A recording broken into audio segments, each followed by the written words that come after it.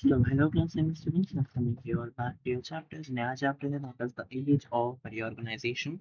This is your chapter number 6 students. So इससे पहले आपके history का दो chapter I guess हो चुके हैं. First was the new beginning and the second was the rise of empires. वैसे तो ये कुछ ही chapter होगा the age of reorganization. मुझे I don't know कितना लंबा चलेगा because new beginning was a very short chapter. It was around 4 episodes or 4 lectures you can say, whereas the other part I'm saying the other chapter that was the rise of empires was a very long chapter, but it ended in 13 episodes, right? So yeah, both were good and both were like good chapters. So I guess you have been completed that because it was like they were not recently completed, they were recently not completed, they were completed before time, right? Like more than I guess week, more than week I guess, right? So yeah, so today we'll be starting the age of reorganization, where we'll be seeing all the reorganization happening and everything, right? What all we mean I meant by reorganization and everything, we'll study that only in this particular chapter. So this is the pilot episode or the first episode or the first lecture of this particular chapter. So without any further waiting, let us start the age of reorganization. All right, as usual there is a quote at the start, and this quote was said by Jagdish Chandra Bose in 1917. He said what? He said that by continuous living traditions and a vital power of rejuvenescence, this land has readjusted itself through unnumbered transformation. यानी कि इतने ज़्यादा traditions, इतने ज़्यादा ऐसी चीज़ें हो सकते हैं उसके बावजूद, है ना, इतनी ज़्यादा traditions, इतनी ज़्यादा vital power, इन सब चीज़ों की होने के बावजूद भी, मतलब ऐसे कर होने के उसमें भी, जो ये लैंड है, जो ये धरती है, उन्होंने अपने आप को ऐसे रीएडजस्ट कर लिया है कि जितने भी ट्रांसफॉर्मेशन आए वो उसके गो थ्रू हो सकते हैं, उसके साथ जा सकते हैं, राइट? तो इतना मतलब वी हैव एडजस्टेड अपने ट्रेडिशन से, इतने ऑर्गेनाइजेशन से, तो इसलिए जो लैंड है वो खुद भी रीऑर्गेनाइज हो चुकी है, रीएडजस्टेड हो चुकी है, right? Now these are some of the glimpses that are of art, right? From the age of the organization, you can see very much detailed carvings and everything is there, right? And you all can find these all things in many museums in India only, right? So you may go and visit some places. Like I have to visit a Delhi museum, National Museum. So it has very much number of these kind of stuff, right? So you can also go through and see these all things if you want to see in real life, then you might go. As usual, there are some big questions. There are three big questions right now. So let's focus on one at each time. First is, why is the period that followed the Maurya Empire sometimes called the Age of Reorganization? जब Maurya empire था उसको as of reorganisation क्यों कहा गया है? सो इसलिए कहा गया कि जो मौर्यन एम्पायर जब डिक्लाइन हुआ, है ना, मतलब कि ये जो पीरियड है, मतलब मौर्य एम्पायर के बाद में फॉलो हुआ, means follow in the sense उसके बाद आया, और इसको हम एज ऑफ रिऑर्गेनाइजेशन क्यों कहते हैं? क्योंकि जब ये आया, ये जब रिऑर्गेनाइजेशन इसलिए आया क्योंकि जब मौर्यन एम्पायर जब खत्म होने की कगार पे था, खत्म हो रहा था, ज्यादा उसकी इतनी पर्ची नहीं थी, तो बहुत सारे नए नए छोटे मोटे किंगडम्स बने, राइट? और ये किंगडम्स अपने आप से एक दूसरे से, मतलब दे वर कम्पीटिंग, राइट? एक दूसरे से कम्पीट कर रहे थे, for what sense, for in what sense, in sense of power and territory, right? तो एज अ रिजल्ट जो है उसमें पॉलिटिकल मैप है जो इंडिया का, वो बहुत ज्यादा चेंज हुआ, right? Which we have seen. So that is why it is called the age of reorganization, because after the Maurya Empire declined, not died, many new kingdoms emerged, and these kingdoms competed with each other for power, territory, and as a result, the political map of India was changed very much, right? We'll move to the next question, that was, what were the values or principles that guided emperor of that time और that period? तो उस वक्त में किन सोचों से, किन उस principal से, किन वैल्यूज से, किन आइडिया से वहाँ के लीडर्स या एम्पेरर्स चलते थे, राइट? तो बहुत सारे जो रूलर्स थे, है ना, एम्पेरर्स थे, वो अलग अलग स्कूल्स ऑफ थॉट से आते थे, अलग अलग चीजें करते थे, प्लस साथ ही साथ अलग अलग रिलीजन्स भी फॉलो करते थे, राइट? और इसीलिए they all supported what, they all supported many other things, like they all supported art and culture, right? Art में लिटरेचर वगैरह भी आ जाता है, डांस वगैरह में, other forms of that as well, culture, trading, है ना, जिसमें उनका थोड़ा बहुत काम का भी हो, है ना? और बहुत सारे लोग एज एन अपने अपने लोगों के लिए बहुत सोचते थे, right? Welfare for the people, right? And these all thing were very important for them. They also kind of sometimes they also kind of supported many or protected many different beliefs as well, है ना? Because many harmed, बहुत लोगों को जो अपने beliefs थे, अपने systems थे, उनके लिए वो बहुत अच्छे थे, एंड आफ्टर दैट उनके लिए जो अच्छे नहीं थे, मतलब एज इन उनको जो अच्छे नहीं लगते थे, he was very much like disrespectful. But ज्यादातर अच्छे लोग थे, दे वर प्रोटेक्टिंग द बिलीफ्स जो उनके एज एन, जैसे बहुत होता है ना रिलीजन दूसरे रिलीजन के, they won't like kind of what you say, they won't like be tolerating और समथिंग, बट ऐसे नहीं होता ज्यादातर, many were tolerable, right? Many religions, many rulers respected different religions and school of thoughts. They also supported art, literature, trade, and culture, right? And some rulers worked for the welfare of their people and protected different beliefs. That is what I said, right? Next question is, how did foreign invaders assimilate into Indian society and contribute to the cultural influence? Confluence, sorry. So कैसे बाहर के लोग India में आए, and what all things happen? तो बहुत सारे हमने पिछले पिछले क्लासेस में भी बहुत सारे पढ़ रखे हैं कैसे कैसे लोग आए, right? So that all things is the first thing. Other than that, जो फॉरेन ग्रुप्स है जैसे कि ग्रीक का, इंडो ग्रीक, शाकास, कुशानास, वो यहाँ पे आए, उन्होंने बहुत सारी इंडियन सोसाइटीज के साथ इंटरेक्शन करे, बहुत सारी बातचीत हुई, and they kind of exchange some idea, उन्होंने भी कुछ चीजें यहाँ से लेकर गए, and same way that resulted in like mixture of some two kind of stuff. ठीक है, सो हमने बिग क्वेश्चंस देख लिए, अब हम आगे चलते हैं, जो आपका यहाँ पे इंट्रोडक्टरी पार्ट है वो भी हम आज के इस एपिसोड में कर लेंगे, ठीक है? So we saw all the three questions, three big questions. That was the period that followed Mauryan Empire, sometimes called the age of reorganization, right? And what were the values or principles जो कि उस time के emperors को या rulers को as in guide करते थे? And other than that, कैसे जो foreign invaders थे उन्होंने इंडियन सोसाइटी में आके उसके कल्चर के इन्फ्लुएंस कैसे किया, कॉन्ट्रीब्यूट क्या किया, और वो भी क्या क्या यहाँ से फॉरेन इन्फ्लुएंस से इंडियन इन्फ्लुएंस या इंडियन टच लेकर गए, right? Now will move forward.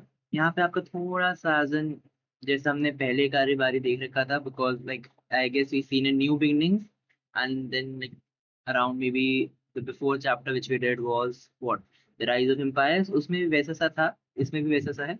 Now Bhavisha and Dhruv had discovered from their journey to the Maurya Empire and were itching for another adventure, right? Maurya Empire हमने the rise of empires में देखा था, so if you have not checked out that episode or that chapter as whole, so you do have to check that out as well, all right? So now अब यहाँ पर ये लोग और आगे जा रहे हैं। Now they decide to use इतिहास again and launch in a new historical period. Now if you all know, इतिहास is actually history, but in their context it is a time machine from which they can explore like past, right? So they came across a collection of art pieces, each one quite different from other. They wondered, could these artifacts belong to multiple kingdoms rather than just one? They guessed right. In this chapter, we will travel over a fairly long period. Here we go. तो मतलब अब इधर में वो लोग बहुत सारे art piece देखते हैं, जैसे अभी चैप्टर का भी नाम है द एज ऑफ रिऑर्गेनाइजेशन, और इफ यू हैव सीन, जो इसका मैंने पोस्टर भी बनाया है, उसमें you can see the main three things like जो एकदम आपके आगे में आती हैं, उसमें भी जैसे एक बुद्धा का है, एक वास का है, एंड एक there is another piece, right? तो ऐसे कलेक्शन है आर्ट पीस के जो कि एक से बढ़कर एक अलग दिखता है, यूनिक दिखता है, डिफरेंट दिखता है, राइट? एंड अब ये भी ये लोग वंडर कर रहे हैं, ये भी लोग सोच रहे हैं कि ये सारा कुछ एक ही किंगडम का होगा और एल्स ये डिफरेंट डिफरेंट किंगडम्स का होगा। So let us move forward with that. तो यहाँ पे आप देख सकते हैं 6.1.2 फिगर में, एंड यहाँ पे इन्होंने इसके बता रखा है, जो यहाँ पे ग्लिम्पसेस दिखा रखे हैं, यहाँ पे चार हमने देखे थे, राइट? सो इसके बारे में भी रेफरेंस है। Now very little is known about Ashoka's successor to the throne.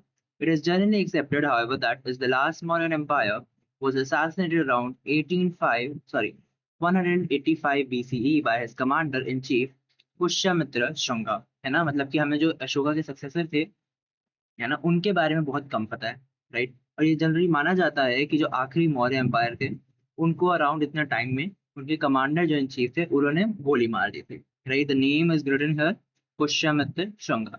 This led to a breakup of the empire hardly half a century after Ashok, as we mentioned in the last chapter, है ना? मतलब कि after Ashoka, as in half a century means, hardly half a century means 50 years, एक half century होती तो hardly means 50 years भी नहीं होंगे, and the empire was already like in like टूट गया, right? Many new kingdoms emerged across the subcontinent, which often were the earlier tributary kingdoms under the overlordship of the Mauryan Empire, right? तो tributary kingdom का जो term है, tributary means जो एक kingdom से छोटे छोटे किंगडम्स बनते हैं, that is what tributaries are, right? As in reverse sense में, बट एन ट्रिब्यूटरी किंगडम मतलब कि जो एक किंगडम टूट जाता है उसके बाद छोटे छोटे किंगडम्स बनते हैं वो। सो ओवरलॉर्डशिप मतलब कि एज एन पूरा एज अ होल तो मौर्य एम्पायर था, बट आफ्टर उसके बहुत छोटे छोटे किंगडम्स बन गए, right? The north waste region became weak, exposing it to invasion from outside the subcontinent, right? तो वहां पर अब जो नॉर्थ वेस्ट रीजन था, now what is north waste region? The north waste region is not your, क्या कहते हैं, व्हाट इट इज, आपका ये वाला क्या कहते हैं इसको, बंगाल वाला साइड नहीं, तो other side, right, Rajasthan, Punjab, this वाला। तो इधर से अब यहाँ पे आपका बहुत ज्यादा वीक रहे, क्योंकि यहाँ पे इतने किंगडम थे नहीं। अब यहाँ पे इन्वेजन होने के बहुत ज्यादा चांसेस थे। हमने आई गेस पिछले चैप्टर में पढ़ा था कि कैसे ग्रीक वगैरह and everything they came here, right. So उसी राह से आए थे, उसी पाथ से आए थे, तो वो फिर से वीक पड़ गया। Now, this period is also known as the age of reorganization by some scholar, as the existing region were being reorganized into new kingdoms that were constantly competing to become powerful, है ना। तो मतलब इस chapter का जो नाम है the age of reorganisation, वो ये पीरियड को हम कहते हैं, क्योंकि इस दौरान बहुत सारे किंगडम्स टूटे और नए किंगडम्स बने और रीऑर्गेनाइज हो रहे थे। और ऐसे रीऑर्गेनाइज हो रहे थे कि उनका एक अच्छा अच्छा किंगडम बने, वो एक दूसरे से एज इन कॉम्पिटिशन में थे, तो एक से बढ़कर एक पावरफुल किंगडम वो बना पाए, right. Now, the map of India changed significantly in that age as did people's life. मतलब जितना लोगों की जिंदगी उस टाइम पे बदली, उतना ही इंडिया का मैप भी बहुत ज्यादा बदला उस टाइम पे, right. Now there is let's explore that. Create a timeline on a sheet of paper marking the period from the first year of second century BCE and ending in the last year of third century CE. How many how many years does this period cover? As we progress through the chapter, mark the key individual kingdom. All right. So let us see now. इसका timeline I have made. So here it is. तो जो period है यहाँ पे आपका from like first year of second century BC to the last of third century में, यहाँ पे बहुत कुछ है, right. Now what all the things are, let us see. So जो पीरियड है यहाँ पे आपका 200 से 300 सी में है, बहुत सारे साल, कितने साल है, 500 ईयर्स। और इसमें बहुत सारे important people kingdom and events हैं जो कि इसमें मार्क होंगे, राइट, जो आपके यहाँ पे हम दिखाएंगे आगे वाले चैप्टर में। So that is why I haven't made a proper one, but I have just outline that, right. फिर आपका ये पूरा पार्ट आ जाता है, ठीक है। अब this could be like long, right, but then also I am thinking of covering it here only, है ना। So let us cover that in this in this part only, and we'll start the other part from this, right? I guess we can, because I thought if it would be long, so we will not cover this, but we can, I guess. So these are the prominent dynasties of India during the age of reorganization. तो यहाँ पे जितनी kingdoms थे, कितने जितने dynasties थी, वो यहाँ पे देखें आपको Pandyas, Cholas, Cheras, छिड़ीस, Satavahanas, maybe I'm pronouncing it wrong, Shungas, and this is Kushanas, and this is Indo-Greek. Again, see, you can see northeastern part आपका Indo-Greek तरफ से, and these are the Shakas. All right. Now, while working on the timeline, did you notice the transition from BCE to CE? है ना, BCE से CE में हम आ गए हैं। तो BCE से CE मतलब कि BC जो है आपका, it dates back towards like your 1 BC, right? और एक BC के बाद जो है आपका जो है कैलेंडर वो हो गया CE में मूव, है ना। तो यहाँ पे बीच में there is no year zero between BC and CE, है ना। So that is the transition which we are seeing. तो वो यहाँ पे लिखा है that yes, BC dates count backward towards 1 BC, है ना, बैकवर्ड चलती है 1 BC तक। और फिर 1 BC के बाद जो है कैलेंडर आ जाता है आपका सीई में, जहाँ पे आपको कोई भी जीरो क्या कहते हैं ईयर नहीं मिलता बीसी और सीई के बीच में, क्योंकि ट्रांजिशन जो है 1 से 1 में आ जाता है, गेस। ऑलराइट, अब यहाँ पे देख लेते हैं। In the previous chapter we studied the map of Maurya empire, right. अब is the map of the post Mauryan empire period, how many kingdom can you count in the area. तो ये अभी मैंने आपको जो मैप दिखाया पोस्ट मौर्यन एम्पायर का था, है ना। मौर्य एम्पायर तो हमने देखा था कितना वास्ट था, कितना बड़ा हुआ था, अपने पिछले चैप्टर जो आपका राइज ऑफ एम्पायर, उसमें we have seen that, if you have all forgotten. But other than that ये उसकी पोस्ट का है, मतलब उसके बाद का है, after all this. So will see now, alright, कि क्या है क्या नहीं है, ठीक है। तो मतलब कि ये सारा जब मौर्यन एम्पायर डिसबैलेंस टूट फूट गया, उसके बाद से बना है, राइट। तो वो देख लेते हैं अब हम एक एक करके। हाँ, यहाँ पे क्वेश्चन जो है ये है, how many kingdom can you count in the area that was previously under the control of Maurya empire. तो मौर्य एम्पायर कहाँ पर था, उसके बाद कौन कौन से किंगडम्स बने वो देखते हैं। सो जो उसके बाद बहुत सारे किंगडम्स इमर्ज जो उसी एरिया में जहाँ पे मौर्य एम्पायर कंट्रोल करता था, बट उसमें से इंपॉर्टेंट वन जो मैंने आपको बताया जो कि सदर्न में थे, एंड जो आपके क्या कहते हैं मिडिल ऑफ इंडिया से सेंट्रल इंडिया में थे, राइट। और बहुत सारी फॉरेन डायनेस्टी हमें देखने को मिली। वो यहाँ पे लिखा है that many kingdoms emerge in the area that were earlier controlled by the Maurya empire, and important ones included the Shungas, Chidis, and Satyavahanas, right? Along with the southern part that was Cholas, Cheras, and Pandyas. And there was also foreign dynasties which were Indo-Greek, Shakas, and Kushanas, right? So ये आपकी जो है foreign dynasty थी जो यहाँ पे आके अपने पैर जमाने की ट्राई मार रही थी, राइट।